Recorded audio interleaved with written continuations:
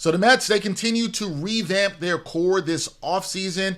Jeff McNeil is out the door. He's heading to Oakland, and this is a time for Mets fans to think about how a lot has changed in the last couple of weeks. Brandon Nimmo was traded away. Pete Alonso and with Diaz, they were not re-signed, and now Jeff McNeil, part of that core of Mets players, is out the door. And look, I think when you think back about Jeff McNeil, you'll think back about how he was a two-time All-Star, how he was a former NL batting champion. That was 4 years ago. But since then, the numbers really haven't been that great. He never reached that height once again. He was 33 years old. Yes, he had versatility as a guy who could play multiple positions. You saw him play around the infield a little bit. You saw him also play in the outfield even last year, played some center field. But the numbers were declining. The defense also was declining. It was time to move on. So the Mets make this trade.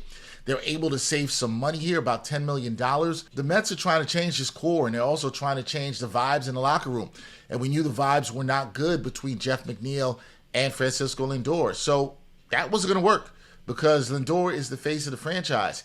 And I think what Mets fans have to try to embrace at least bit, because some are going to be sad about the fact that some of these guys are gone, but at some point, you have to try to change the culture. And that is what the Mets are trying to do here.